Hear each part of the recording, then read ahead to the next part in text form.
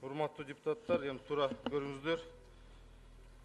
Менде 10 мүнөткө жетпеген кыска эле оюмду айтып кетсем.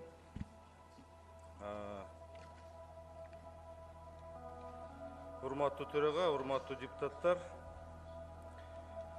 бүгүнкү күндө баш мыйзамды өзгөртүү керектигин айрым саясий күчтөр демилге көтөрүп жатат. Жогорку кеңештин дарегине сын пикирлерди айтылып, элдин көңүлүн жогорку кеңешке буруп жатышат. Ошондуктан биз фракциянын позициясын билдирип коюуну туура көрдүк.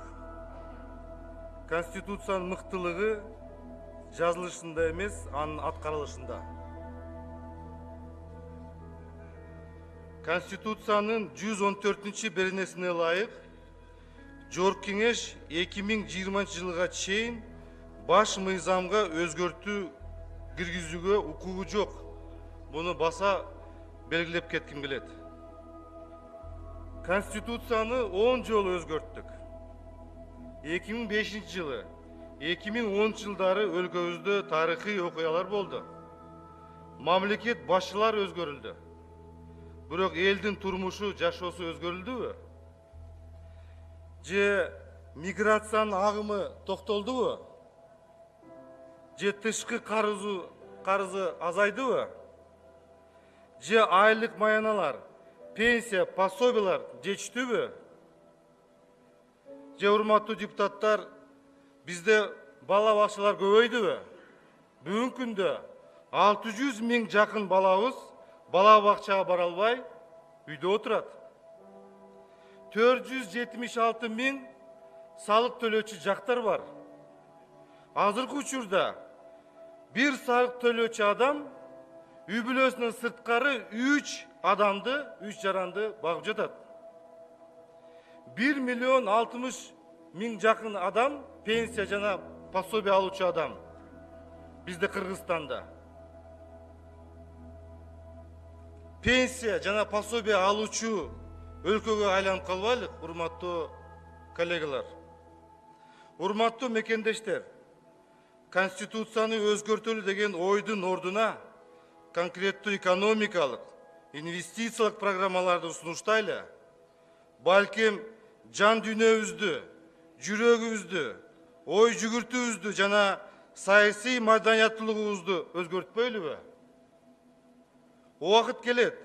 Конституциядагы зарыл болгон нормаларды өзгөртүүгө 2020 жылдан кийин жогорку кеңештин толук укугу болот.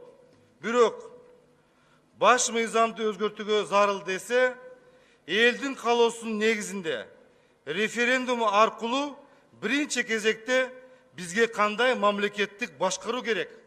Ошону биринчи кезекте чечип алайлы. Ошонун жыйынтыгында жогорку кеңештин шайлоолору мажоритардык же партиялык тизме менен өтүшү ошондо гана аныкталат.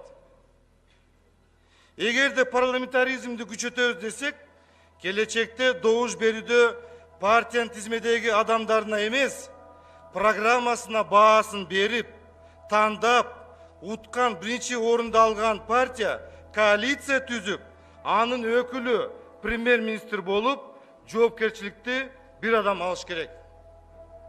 Эгерде президенттик башкаруу формасы тандалса, анда президент толук жоопкерчиликти алышы зарыл. Урматтуу депутаттар, өлкөнүн келечегин терең ойлонуп, балким Конституциянын өзгөртүүсү 2020 жылга эмес, 2025 жылы мезгил келгенде карайбыз.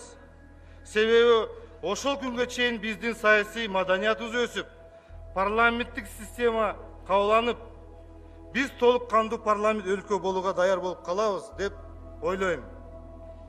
Башкаруунун кайсы формасы болбосун, эң негизги мамлекеттин коопсуздугун сактоо, элдин жашоо шартын жогорулатып, саламаттыгын камсыз кылуу, жаштардын билим деңгээлин көтөрүү, мамлекеттин жана биздин эң башкы максатыбыз.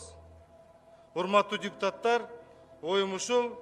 Барыңарды келеткан жаңы жылыңыздар менен куттуктайм. Ынтымак, ийгиликтер болсун. Бекем ден соолук.